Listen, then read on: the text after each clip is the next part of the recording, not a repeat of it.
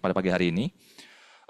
Secara umum, acara ini akan dibagi menjadi 2 sesi, teman-teman sekalian. Di mana sesi pertama kita akan mendengarkan dan menyaksikan diseminasi riset oleh IESR dan juga New Climate Institute terkait dengan identifying finance needs for a just transformation of Indonesia's power sector. Kemudian kita akan memiliki sesi kedua, di mana kita akan melakukan diskusi kelompok terpumpun atau focus group discussion yang akan dilakukan oleh teman-teman IESR dan juga rekan-rekan CSO yang sudah hadir, terutama secara luring di sini, di mana kita akan mendiskusikan perencanaan nasional untuk transisi berkeadilan. Tentunya transisi berkeadilan merupakan isu yang cukup luas. Sejauh ini IESR dan juga banyak rekan-rekan dari CSO mungkin sudah banyak yang memperhatikan isu-isu terkait transisi berkeadilan. Ada rekan-rekan yang mungkin fokus di green jobs, ada rekan-rekan yang mungkin fokus dalam transisi energi atau transformasi sektor energi. Sehingga kami ingin kemudian mengumpulkan perspektif yang kemudian bisa cukup beragam, sekaligus mengeluarkan atau memberikan masukan untuk perencanaan kebijakan berkaitan dengan transisi berkeadilan. Untuk itu, agenda hari ini akan dimulai dengan sambutan dan pemantik oleh Bapak Wira Swadana selaku Manajer Program Ekonomi Hijau. Untuk kemudian kita lanjutkan pada sesi pemaparan diseminasi riset dan pemaparan dan sesi FGD. Kepada Bapak Wira Swadana, Manajer Program Ekonomi Hijau Institute for Essential Services Reform, waktu dan tempat kami persilakan untuk memberikan sambutan dan pemantik dalam acara hari ini. Ya, Mas. Di Indonesia.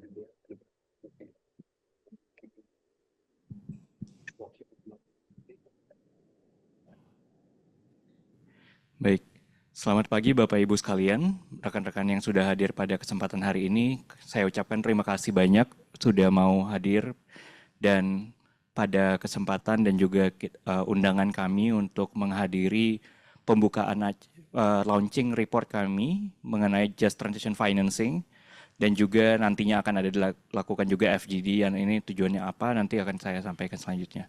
Jadi sebenarnya kalau kita berdiskusi lebih lanjut pertama-tama mengenai Just Transition ini, mungkin dari Bapak Ibu sekalian sudah pernah mengetahui bahwa sebenarnya Indonesia itu sudah menghasilkan emisi gas rumah kaca lebih dari 728 juta CO2. Dan ini sebenarnya pada tahun 2022 menurut Carbon Project. Dan kita melihat bahwa sebenarnya hal ini menjadi hal penting untuk kita lihat karena ini belum di peak emissions dari Indonesia sendiri. Yang peak emissionsnya akan lebih daripada 800 juta metric ton atau MTCO2 pada tahun 2000, targetnya pada tahun 2030 menurut JETP. Dan kami melihat ini membutuhkan adanya transisi. Mengapa? Karena saat ini transisi perlu dilakukan untuk menyebabkan preventif atau aksi-aksi mitigasi dari kegiatan-kegiatan yang dapat dari perubahan iklim yang dapat memperburuk kondisi cuaca dan juga hal-hal lainnya di Indonesia atau di dunia juga secara global. Sedangkan di Indonesia sendiri kita lihat bahkan di Southeast Asia saat ini di Asia Tenggara dampaknya sudah mulai muncul bagi masyarakat secara umum. Misalkan kita lihat adanya heat wave di Thailand dan juga adanya heat wave juga di Indonesia. Sekarang juga kita sudah atau perubahan musim yang seharusnya sekarang ini sudah di musim kemarau, tapi kita masih berada di musim pancaroba, mungkin bisa dilihat juga. Ini juga disebabkan oleh perubahan iklim ini. Tapi hal yang menjadi penting dari perubahan atau transisi ini, yang menuju transisi menuju energi terbarukan adalah bagaimana transisi energi ini bisa membangun resiliensi masyarakat juga di saat bersamaan. Karena yang saat ini kita ketahui adalah kita membutuhkan transisi energi karena penyebab alasan-alasan politis atau alasan-alasan komitmen global. Tapi kita belum membahas mengenai bagaimana sebenarnya transisi ini juga dibutuhkan oleh masyarakat di tingkat tapak. Kita ketahui sendiri di tingkat tapak masyarakat di ekonomi ekstraktif, misalkan di tambang batu bara atau juga di tambang mineral transisi, itu banyak sekali masyarakat yang tidak mendapatkan distribusi dari resources yang adil bagi masyarakat tersebut. Mengapa? Penyebabnya yang paling jelas adalah ekonominya masih berbentuk ekstraktif. Ekstraktif berarti di sini hanya melihat bahwa hanya ekonominya berfokus pada satu kegiatan ekonomi saja atau berpusat pada satu kegiatan ekonomi saja, sehingga masyarakat itu berlomba-lomba untuk dapat berada di dalam lingkungan ekonomi ekstraktif, baik kegiatannya itu formal atau informal. Selain itu juga ada dampak-dampak eksternalitas negatif dari ekonomi ekstraktif ini. Eksternalitas negatif ini bisa dilihat dalam bentuk kesehatan, minimnya, apalagi di daerah rural Indonesia kita lihat masih minimnya adanya infrastruktur dasar bagi masyarakat untuk membangun dan mempersiapkan pembangunan masyarakat yang lebih baik lagi. Kami melihat hal ini menjadi hal penting yang perlu kita bahas. Mengapa? Pertama, Indonesia adalah salah satu penandatangan dari Deklarasi Silesia mengenai Just Transition dan Solidarity. Tapi sayangnya fokusnya mengenai defense work saja atau masih terbatas pada pekerjanya saja. Belum kepada bagaimana masyarakat terdampak ekonomi ekstraktif ini.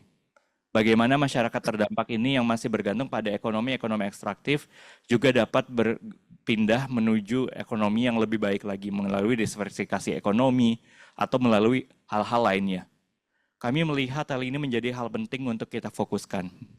Melihat adanya keterbatasan dari ekonomi ekstraktif dan juga eksternalitas negatif yang sudah dilakukan, maka perlu dilakukan perubahan transisi di masyarakat juga menuju selain karena nantinya kita tidak bergantung pada ekonomi fosil, sumber bahan bakar fosil, tapi juga kita juga melihat bagaimana ke depannya lokasi-lokasi ini nanti perlu berkembang dan juga membentuk transformasi ekonomi terbarukan di lokasinya. Dan ini sebenarnya sejalan dengan target dari Bappenas, DRPJPN menuju transformasi ekonomi dan juga transformasi sosial masyarakat yang sayangnya kita belum melihat bagaimana koneksi dari transformasi sosial dan transformasi ekonomi ini dan nantinya bagaimana ini juga muncul dalam transisi berkeadilan juga.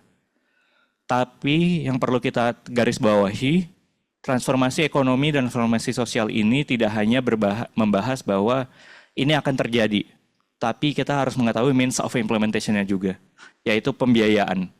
Mengapa pembiayaan menjadi penting?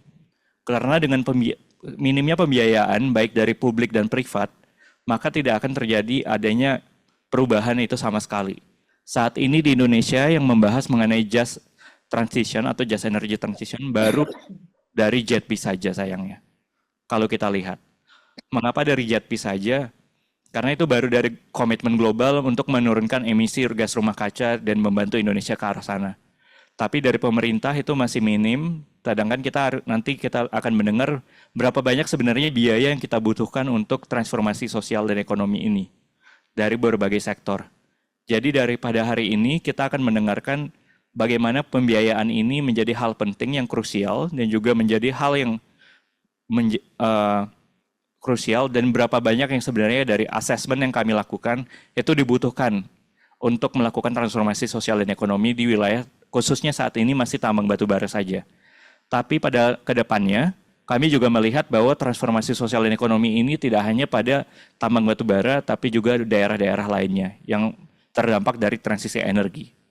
Misalkan daerah tambang mineral kritis atau mineral transisi, atau juga kita membicarakan mengenai wilayah PLTU atau wilayah PLTEBT juga.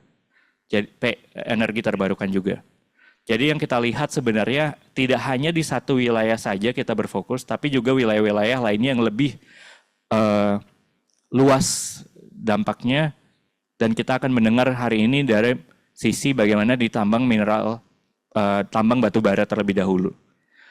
Pendanaan ini menjadi penting dan kami berharap bahwa nantinya pada FGD ini kami mendengar masukan-masukan dari rekan-rekan sekalian bagaimana sebenarnya kita membahas mengenai mineral tambang batu bara, tapi kita juga apa saja masukan-masukan di wilayah-wilayah lainnya. Jadi FGD pada selanjutnya ini akan membahas wilayah-wilayah lainnya itu membangun apa saja yang perlu kita bangun dan menjadi dorongan. Mengapa kami melakukan FGD ini? Penyebab utamanya adalah kami ingin membuat policy recommendations untuk Bappenas mengenai just transition. Jadi kita harus memberikan ini sebagai masukan yang strategis bagi Bappenas, apa yang harus mereka pikirkan dan apa yang mereka implementasikan ke depan. Jadi hari ini akan membahas pendanaannya terlebih dahulu, bagaimana asesmen pendanaan untuk transisi berkeadilan, dan juga selanjutnya adalah bagaimana kita di sini sebagai masyarakat sipil, think tanks, dan juga dari masyarakat sipil dan think tank bisa berpikir bahwa bagaimana Bappenas nantinya bisa kita dorong untuk memikirkan just transition atau transisi berkeadilan di dalam rencana pembangunan nasional juga. Kira-kira begitu dari saya, nanti akan kita lanjutkan dengan presentasi dari rekan-rekan selanjutnya. Terima kasih banyak, selamat pagi, dan semoga dapat menikmati diskusi kita pada hari ini yang tidak hanya 1 kali tapi juga 2 kali. Terima kasih banyak. Baik, terima kasih Mas Wira untuk sambutan sekaligus pemantik dan juga setting konteks dari agenda kita pada pagi hari ini. Kemudian untuk melanjutkan pemantik dari Mas Wira tadi, bahwasanya just transition ini adalah sebuah isu yang sangat meluas, gitu. Skopnya tidak hanya di sektor energi tetapi juga di sektor-sektor lainnya, di mana tentunya transisi berkeadilan ini juga membutuhkan pembiayaan yang juga bisa berkelanjutan. Untuk menjawab hal tersebut, kami mengundang 2 penulis dari NCI atau New Climate Institute dan juga IESR untuk mendiseminasikan risetnya yang berjudul Identifying Finance Needs for a Just Transformations of Indonesia's Power Sector. Ada Mbak Farah Fianda selaku Project Coordinator untuk Sustainable Finance dan Just Transition dari IESR dan juga Rina Skribe dari New Climate Institute. Kami persilakan untuk maju ke depan. You may please come forward to present your research. Dan kita akan mendengarkan riset dari Rina, dari NCI dan juga Mbak Farah terkait dengan identifikasi pembiayaan untuk Just Energy Transformation. Please, the time is yours.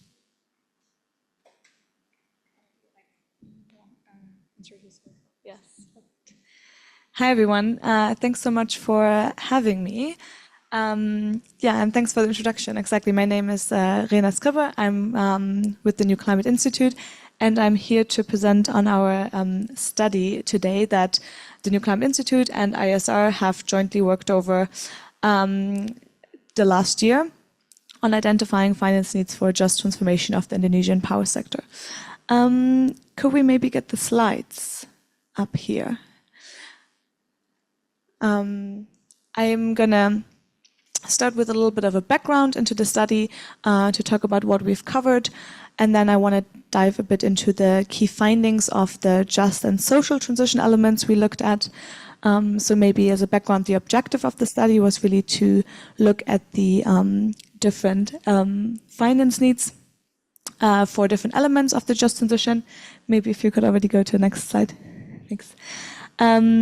So we identified 4 key pillars here that we think are the most relevant and to the energy transition as really enablers to the successful energy transition, but also really bottlenecks, or also really where the challenges lie in the energy transition.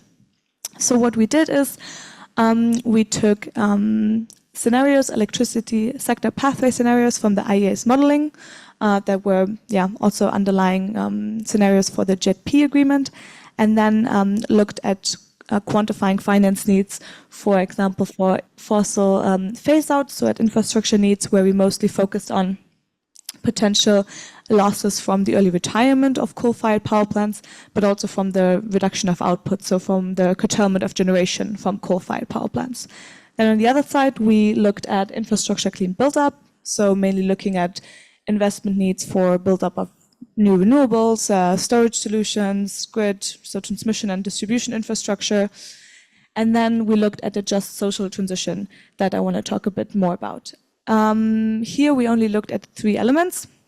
The first one being employment and in general labor market support needs, health impacts from the combustion of coal, and coal mine rehabilitation. And it's really important to understand and to note that these 3 elements we looked at are not the ones we think are the only ones that are relevant if we talk about justice in the energy transition, or the most important ones. It's just that there's always limitations to studies like this, and this is the scope of the study we look into. We then also looked at institutional capacity needs, but here we looked at it more from a qualitative side and not so much from a quantitative side. Go to next slide, please. Thank you. So we did not only just identify finance needs for all these elements, but then what we also did is we looked at the different financial instruments that are relevant for all these pillars I just talked about. So what you can see here on the right-hand side is a breakdown of the available JETP funding. And you can very clearly see here the amount of grants that is in the JETP funding pot is extremely limited, by far the smallest amount of finance that is available. And so what we then looked into is looking at the 3 pillars where we assess the finance needs to understand what financial instruments are the most relevant in order to support the energy transition in Indonesia and those different elements. And I don't want to go into detail on the infrastructure phase out or clean build up, because I think that's also more straightforward. And I think we would like to focus on the just social transition and especially on employment needs, where we estimated the finance needs. And what you can very clearly see here with this little traffic light system we have, I hope you can see those dark squares are supposed to be green, so that means the most relevant finance needs. So for just social transition and employment, it's very clear that grant finance is the most relevant finance needs, which then obviously becomes a really big challenge if we look at this breakdown of available finance that we have here, where it's very clear that grant finance is by far not enough that we have on the table. But let's look at some results actually, so what I'm actually talking about. So if we go to the next slide, we have an overview of the emission pathways in the electricity sector. No worries. So basically, I think we're gonna get it back later, but I can already keep talking about it.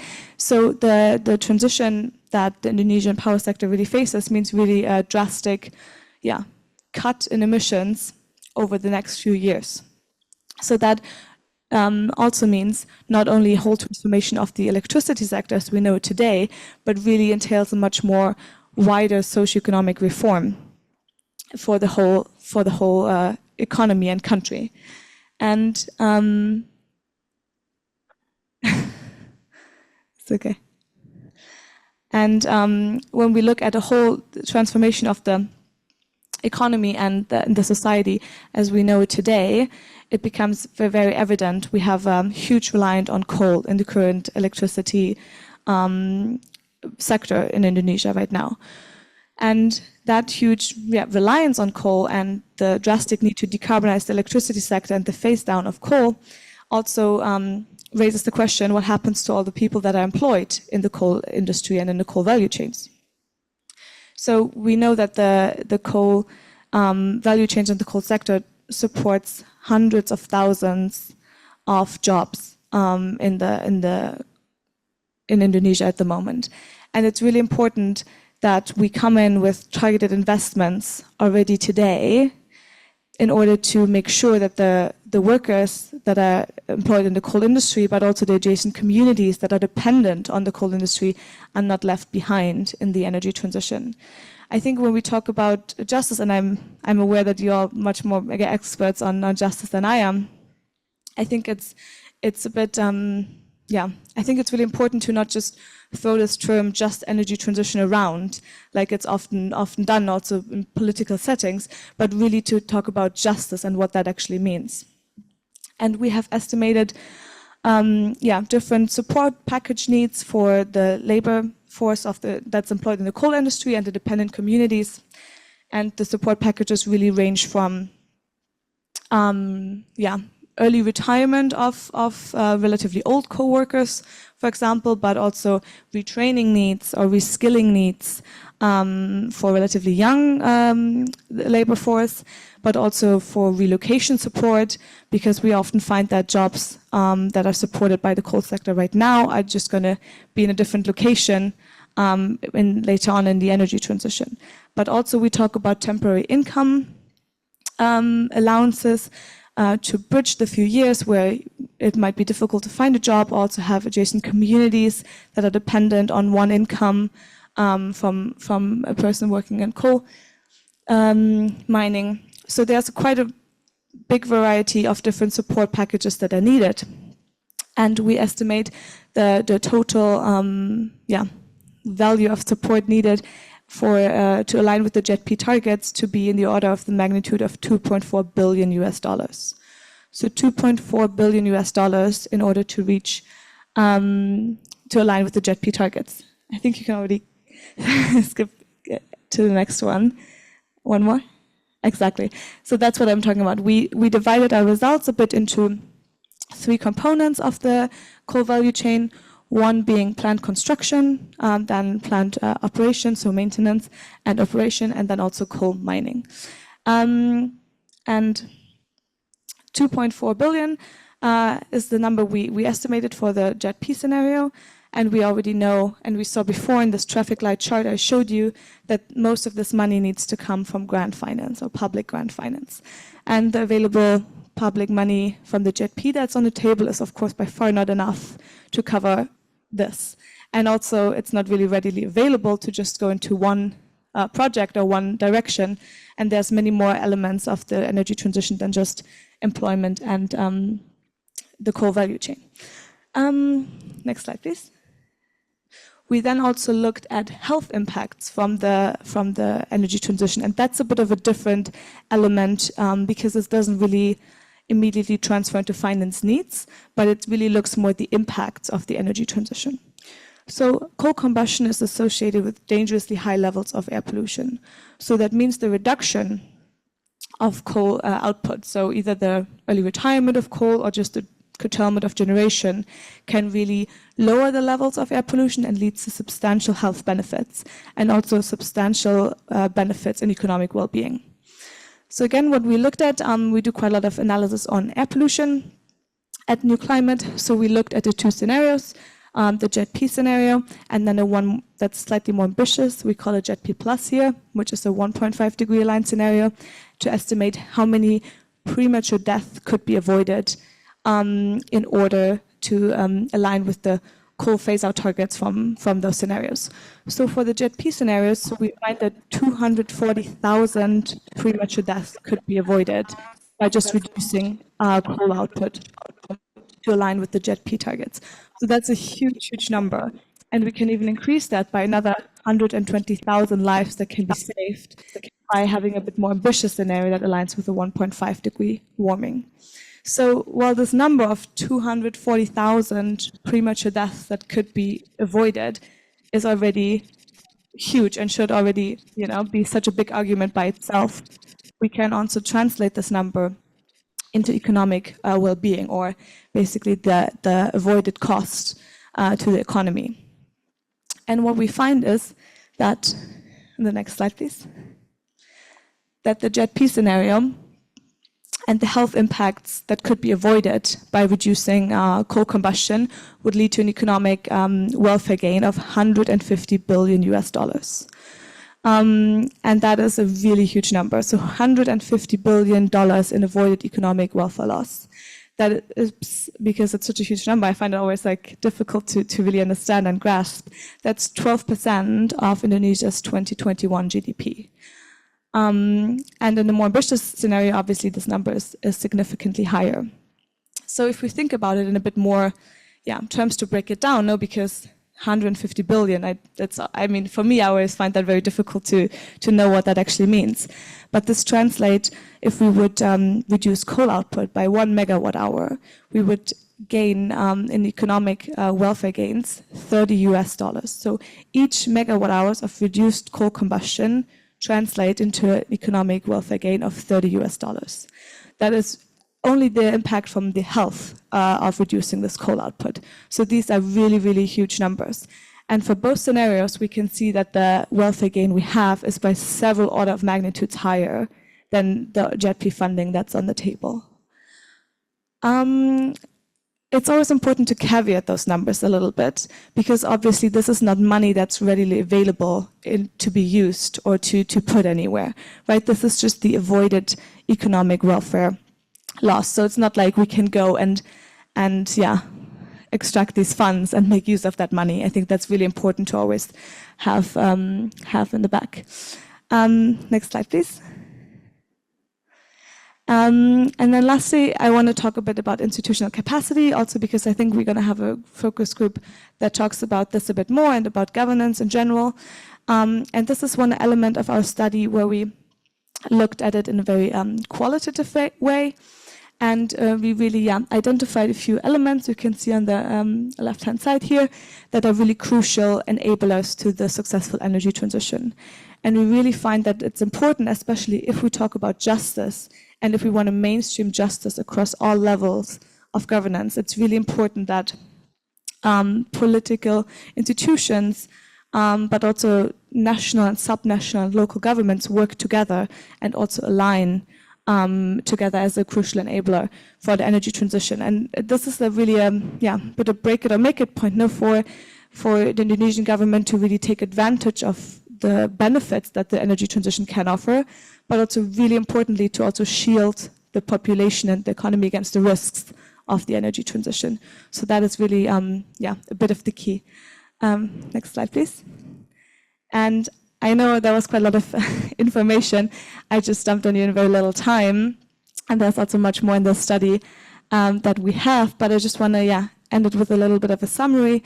So I think it's very obvious to us that, globally we need to wean off fossil fuels immediately, and that also means the energy transition in Indonesia needs to happen urgently, and that means a fundamental change in the energy sector we know today. So change in governance structure, change in technologies, in stakeholders that are involved. And we do face a lot of challenges in the system as we have it right now. We talked about it before, there's a huge reliance on coal even now. We even have a huge off-grid coal pipeline that's going to lead to a doubling in capacity of coal by the 2030s. So that's going to leave us with 70 gigawatt of coal. And while this capacity needs to be retired early and generation needs to be curtailed on the one side, on the other side we need to drastically ramp up renewables, storage solutions and grid in order to meet the rising electricity demand. And while that all seems extremely daunting challenges and basically really hard to overcome, I think it's always important for us to remember that things are moving, and they are moving in the right direction. And we especially find that the comprehensive investment and policy plan that was developed in the course of the last 1.5 years from the JETP is a major step into the right direction, because it also is this one body of work that actually tries to look at all the elements of the transition and really also puts investment needs on the table and really sheds lights on things that we didn't really talk about before, that was not really discussed before publicly. But I think still, it's very important, I'm sure you're all very aware of this, that it really shouldn't just be a just energy transition, but it should really be an energy transition that is really with the justice as its core, and really make sure that we provide finance and also public grant finance in order to navigate or help really vulnerable groups to navigate the changes of the energy transition. I'm going to leave it here. And maybe hand it over to Farah to also summarize it, because, sorry, the whole presentation was in English. Oke, mungkin saya akan coba merap up dalam bahasa Indonesia gitu ya. Tadi kalau yang sudah disampaikan oleh Rina gitu, sebenarnya studi ini cukup kompleks. Yang tadi sudah disampaikan itu ada 4 sektor yang kami analisis, dari coal retirement-nya, kemudian kami juga menganalisis berapa banyak pendanaan yang dibutuhkan untuk membangun infrastruktur renewable energy, kemudian terkait just transition, dan yang terakhir adalah institutional capacity-nya. Nah, dalam presentasi kali ini kami memang memfokuskan hanya ke aspek just transition dan institutional capacity, karena kami rasa untuk 2 topik pertama itu cukup teknis, dan karena juga FGD yang akan kita diskusikan hari ini memang lebih banyak fokusnya terkait just transition gitu.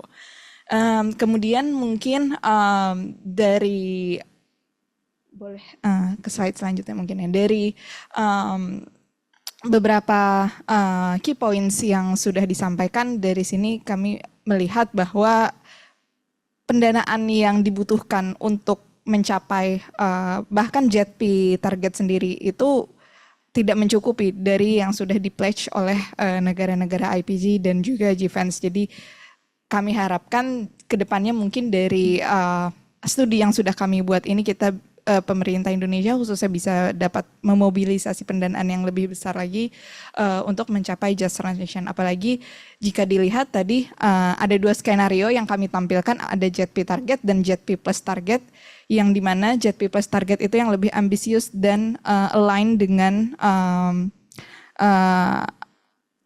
Paris Alignment 1,5 derajat gitu. Jadi kalau bisa dilihat JETP target kita saat ini pun masih belum align dengan Paris 1,5 derajat. Kurang lebih seperti itu. Dan tadi juga kami melihat bahwa hal yang cukup menarik itu avoided cost dari health cost. Ternyata banyak sekali PLTU yang ada saat ini itu banyak sekali menimbulkan penyakit dan ke warga sekitar, dan jika memang dilakukan pemensiunan dini PLTU itu bisa mencegah kematian prematur sampai 240.000 kematian sampai 2050, bahkan itu bisa menghemat pengeluaran terhadap kesehatan sampai 150 miliar US dollar. Kemudian khususnya tadi terkait employment, kami juga fokus terkait pekerjaan karena kami melihat berdasarkan umur. Jadi kami juga cukup concern di mana para pekerja yang memang masih berumur lebih muda gitu, itu bagaimana strateginya bisa untuk di reskilling, dan pekerja-pekerja yang sudah 50 tahun ke atas di mana mereka usianya lebih senior dan mendekati usia pensiun gitu. Nanti mereka akan diberikan kompensasi terhadap pekerjaannya karena mereka kan masih ada sisa beberapa tahun gitu ya untuk sebelum mereka pensiun, dan kami sangat di dalam studi ini disebutkan untuk lebih lengkapnya mungkin nanti bisa rekan-rekan baca di websitenya, itu kami ada beberapa skenario yang memang sedikit berbeda terkait employment dan kami membaginya berdasarkan umur pekerja tersebut. Dan di sini setidaknya untuk pendanaan sendiri itu membutuhkan untuk pelatihan ya khususnya itu membutuhkan sekitar 2,4 miliar US dollar.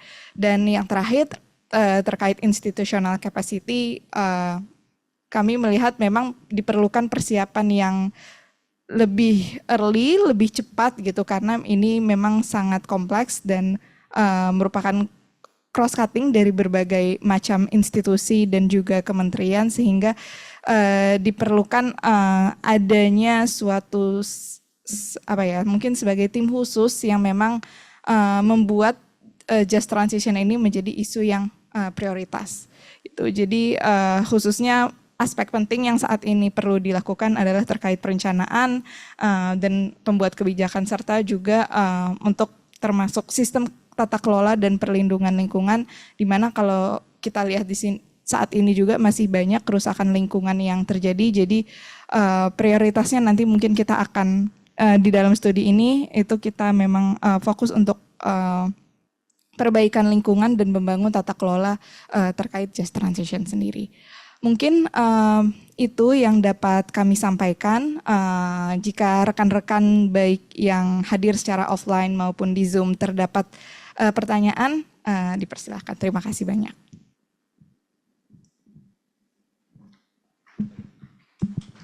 Baik, terima kasih kepada Mbak Farah dan juga Rina. Silahkan duduk di depan. You may please be seated in front of us. Sekarang kami akan dari presentasi yang tadi sudah disampaikan oleh Rina dan juga Farah terkait dengan identifikasi pembiayaan untuk just transformation, kami akan membuka pertanyaan, sesi tanya jawab untuk teman-teman sekalian, baik yang bergabung secara luring di sini dan juga secara daring di Zoom. Termin pertama kami akan membuka 3 pertanyaan. Jika ada teman-teman yang berkenan untuk bertanya, silakan untuk angkat tangan. Boleh? Ada lagi teman-teman? Oke, kita buka satu dulu. Silahkan Pak, disebutkan nama dan juga asal institusi dan pertanyaannya. Terima kasih. Saya Bren dari Yayasan Rumah Energi. Pertanyaan saya, apakah studi ini juga menyangkut kepada, tadi kalau disebutkan di poin nomor 3 kan mengenai mempersiapkan pekerjaan baru bagi, ini pekerja PLTU berarti ya. Nah, apakah juga kita pikirkan mengenai surrounding environment ya, artinya di sini kalau sebuah PLTU berhenti beroperasi, Otomatis kan bukan hanya pekerjaannya, tetapi juga lingkungan sekitarnya. Ambil contoh misalnya kayak warung-warung di sekitar PLTU yang menjadi tempat makan bagi para pekerja PLTU itu kan otomatis juga akan terganggu ya. Nah itu apakah ini juga sudah menyangkut ke situ dalam proses transisi ini atau seperti apa? Itu sih, thank you. Terima kasih Bapak Bren untuk pertanyaannya. Silakan Mbak Farah atau Rina untuk dijawab. Ya, terima kasih Pak Brian. Jadi untuk studi ini kami memang hanya mengkuantifikasi direct employment-nya aja. Jadi pekerja-pekerja yang bekerja di sektor PLTU-nya sendiri, kemudian di sektor pertambangan dan di kedua pekerja tersebut. Jadi kami tidak melihat indirect employment-nya, misalkan tadi yang Bapak bilang ya warung-warung, mungkin ada sektor pariwisata lain yang memang sektor-sektor tersebut ada karena adanya aktivitas dari kegiatan PLTU gitu sih Pak. Terima kasih banyak. Baik, terima kasih untuk jawabannya Mbak Farah. Kemudian kita ada pertanyaan dari Zoom. Ada Bapak Erwin Kasim. Selamat siang Pak, apakah bisa untuk membuka mic-nya? Ya, terima kasih. Selamat siang. Assalamualaikum warahmatullahi wabarakatuh. Mungkin concern saya agak sedikit bergeser, tidak terkait langsung dengan apa yang tadi dipaparkan oleh para narasumber. Ini terkait dengan dari pengamatan kami, pencapaian target yang dicanangkan pemerintah energi mix 23% energi terbarukan tahun 2025 kelihatannya sudah dipastikan tidak akan tercapai. Data yang saya lihat sih saat ini baru mencapai 13%, jadi masih ada 10% dalam waktu setahun tidak mungkin tahun 2025 tercapai. Nah, tentu dalam kajian sebaiknya juga itu dianalisa, dikaji apa kira-kira yang menjadi kendala, kenapa transisi energi terbarukan ini agak berat dilakukan di Indonesia. Dari pengamatan saya pribadi, saya melihat kalau untuk pembangunan energi terbarukan skala besar, seperti di PLTA, di Kaltara, skala giga, kelihatannya tidak begitu sulit untuk mendapatkan pendanaan karena skala ekonominya besar dan pemain-pemainnya juga skala internasional. Mereka tentu akan tertarik. Cuma memang memerlukan waktu yang lama, kajiannya panjang, proses approval-nya pun panjang. Sehingga juga tidak cepat untuk dieksekusi. Apalagi dengan volume yang besar, pada saat COD tentu PLN harus siap untuk menyalurkan power giga watt ini yang harus bisa didistribusikan ke beban, yang itu juga tidak mudah ya, menunggu demand di daerah tersebut untuk tumbuh.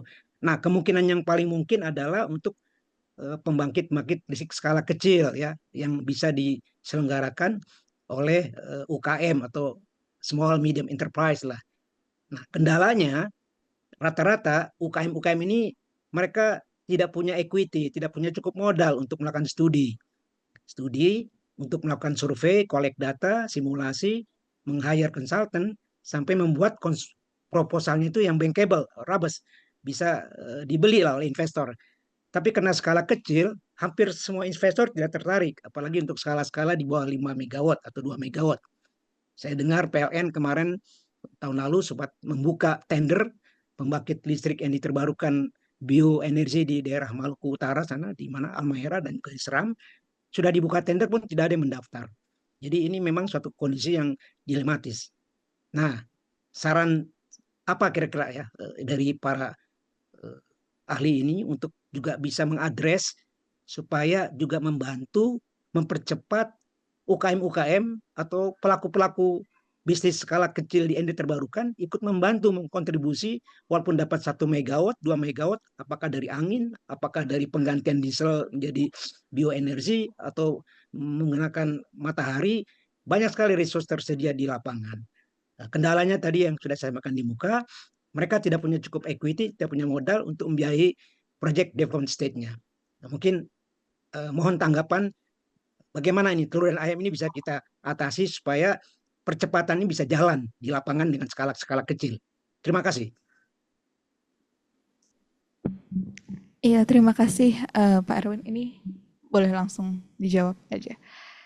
Iya, mungkin tadi coba saya catat beberapa poin gitu ya dari Pak Erwin. Yang pertama, kenapa di studi ini kami tidak mengkonsiderasi target renewable energy pada 2025 karena memang basis dari studi ini kami mengambil dari skenario JETP target yang memang pada tahun 2030 itu set untuk limit emissionnya di 290 megaton CO2 gitu Pak. Jadi memang kami tidak mengconsider target RE ke dalam studi ini. Jadi lebih melihat bagaimana dari JETP target ini kami bisa, Indonesia bisa mencapai net zero emissionnya pada tahun 2050 begitu. Dan yang kedua mungkin ini agak bukan bahasan dari topik yang kami bahas hari ini. Tadi Bapak terkait pertanyaannya kendala untuk project owner kecil untuk membangun project-project renewable energy khususnya di daerah ya, karena mereka kesulitan untuk mendapatkan pendanaan dan equity. Sebenarnya ini memang menjadi kendala besar juga dan dari program kami sendiri kami juga sudah mencoba membuat asistensi gitu kepada beberapa project developer terutama yang memang skala kecil khususnya PLTA yang di bawah 5 megawatt gitu.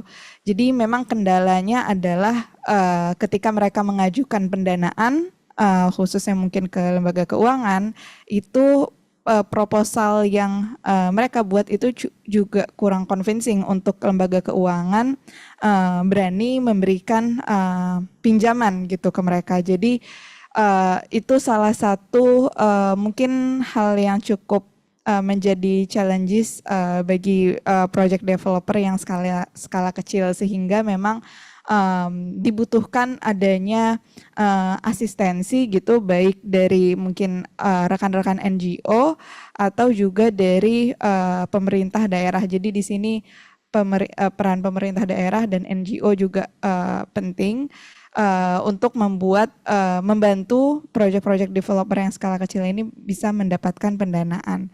Mungkin sedikit ini juga mungkin ya saran gitu, walaupun ini bukan konteks dari studi ini gitu, terkait asistensi untuk pembuatan proyek proposal proyek renewable energy itu sebenarnya mungkin dari pemerintah pusat itu menyediakan fasilitasnya bisa melalui PT SMI dan itu memang bisa diajukan langsung oleh project developer ke PT SMI jika memang mereka membutuhkan asistensi dan dari PT SMI itu juga mereka memungkinkan untuk memberikan kredit pinjaman gitu walaupun proyek-proyek skala kecil. Jadi nanti mungkin ada assessment khususnya tersendiri yang membuat itu bisa eligible diberikan pendanaan. Mungkin itu jawaban singkat dari saya.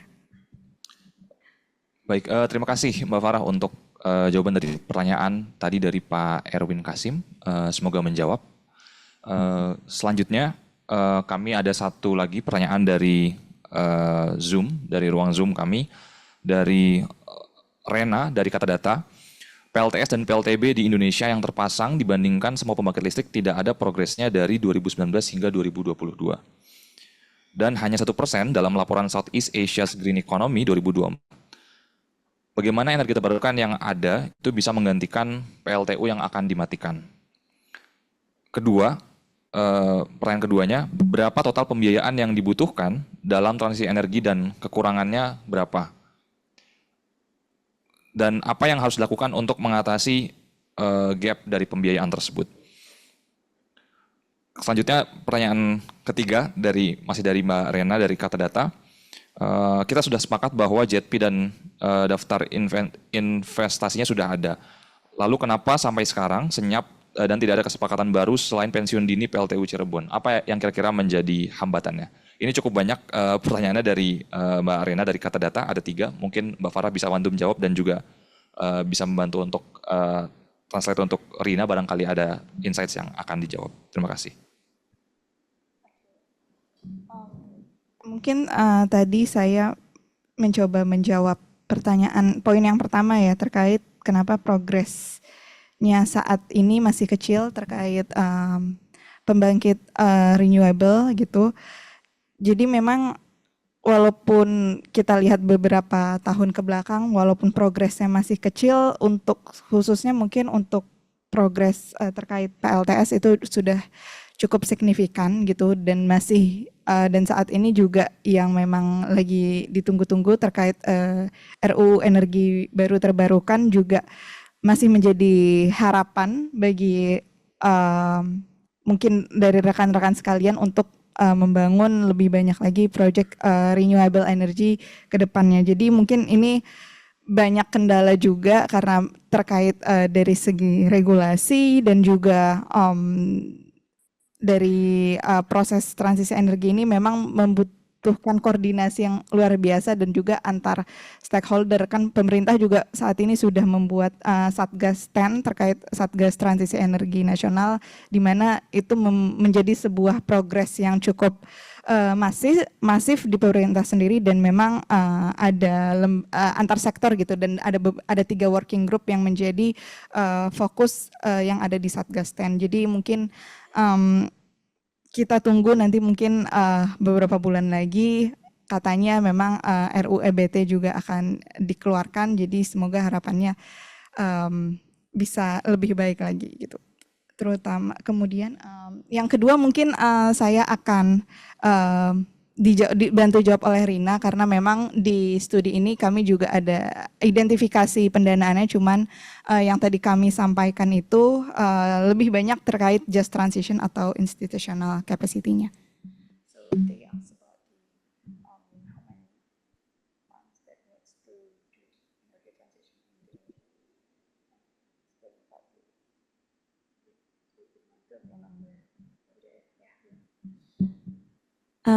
Thanks for the translation and sorry about my English. Yeah, so we estimated for each of the pillars I showed you in the beginning. So infrastructure, fossil phase out, infrastructure, clean build up, just social transition, but only focusing on the 3 elements. And yeah, not on institutional capacity. We estimated the total investment needs basically, and that number is in the trillions of US dollars, right? So that is huge, the number we have here.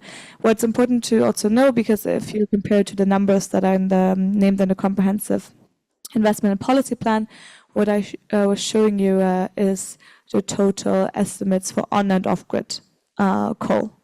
And in the comprehensive investment policy plans, it's just focused on on-grid coal for now, or on-grid electricity sector emissions. So that's why our numbers are a bit higher in the end. But I think it's important to not just put this number out. And I think it's really important to caveat that number also, because for example, the majority of investment that we see as needed is for the build-up of infrastructure. So for the investments in new technologies, for grid and transmission infrastructure and storage solutions. And for those investments, we really see that there's going to be return on investment. So it's not just public finance that needs to grow. So it's very clear that it's profitable for also private investors now to come in and actually finance part of the energy transition to that. So I think that's really important to understand. We also looked at different cost estimates between different technologies to compare it, to also look a bit of subsidy needs for different technologies to kickstart, especially renewable technologies. And we also find, for example, that solar utility PV is already cost competitive with new fossil technologies. And in a few years, it's even going to be cost competitive to existing fossil fuel technologies. So that there's only limited need, or like really also timely need for subsidies to catalyze the rollout of renewables. So just putting out this really big number that's in the trillions is not really it's a bit maybe too easy to just go there. because for some of them there is return on investment, and that's also the time span we look at is also until mid-century. So there's quite a lot of investment needs spread over the time, but it's around, say, annually 50 billion that's needed until 2030. Oke, tadi poin ketiga yang coba saya jawab itu terkait kenapa progres JETP saat ini kayaknya nggak ada kabarnya gitu ya. Kebetulan saya juga dari ISR bukan yang terlibat dalam JETP working groups-nya sendiri, jadi mungkin tidak bisa banyak memberikan progres terkait JETP sekarang sedang apa. Mungkin yang saya tahu dan saya dengar saat ini JETP lagi mempersiapkan untuk pembentukan working group kelima terkait efisiensi energi gitu. Jadi memang lagi sibuk untuk mempersiapkan pembentukan working groupnya, dan kalau tidak salah juga yang terkait rencananya tahun ini akan ada studi yang keluar terkait retrofit PLTU gitu. Jadi itu mungkin sedikit progres JETP yang bisa saya share ke rekan-rekan karena memang saya tidak tergabung dalam working group saya sendiri itu. Ya, mungkin itu yang bisa dijawab. Terima kasih. Baik, terima kasih Kak Farah dan juga Rina untuk jawabannya. Sebelumnya mungkin ini ada satu pertanyaan terakhir dari ruang Zoom juga dari Bapak Ade Firmansyah. Dalam proyeksikan EBT untuk NZI 2060, kira-kira pembangkit baseload yang ideal yang sesuai keekonomian berbasis apa? Apakah hydro, PLTS, atau PLTP? Kemudian untuk evakuasi daya di area isolated sebaiknya berbasis DG atau interkoneksi dari pulau besarnya yang sudah ada supply energi. Mungkin Mbak Farah atau Rina bisa untuk menjawab. Oke, tadi terkait pembangkit baseload yang ini ya, yang yang paling tepat dan efisien untuk dilakukan itu mungkin untuk RE. Kalau kami memang melihatnya kalau sekarang sampai ini mungkin dari hydro dan PLTS. Kalau hydro ini sendiri kan memang dia cukup flow arusnya itu cukup kuat dan cukup konsisten gitu kan dibandingkan PLTS yang memang sifatnya mungkin lebih intermittent gitu. Dan kalau untuk PLTS ini memang ada juga beberapa studi kami dari ISR terkait apakah memungkinkan gitu kalau PLTS menjadi backup untuk pembangunan renewable energy di Indonesia gitu, dan itu yang memang sedang kami lakukan, dan memang dibutuhkan untuk storage, jadi kombinasi gitu antara PLTS dan juga storage-nya. Jadi ketika nanti di malam hari, ketika PLTS ini tidak dapat untuk menyerap energi gitu dari sinar matahari, jadi digantikan oleh storage. Itu yang saat ini menjadi fokus kami, dan memang terlihatnya memang hydro dan PLTS yang memungkinkan. Untuk PLTP sendiri kami belum pernah memang studi lebih lanjut terkait PLTP, jadi saya mungkin belum bisa menjawab lebih detail terkait hal tersebut. Ya, terima kasih.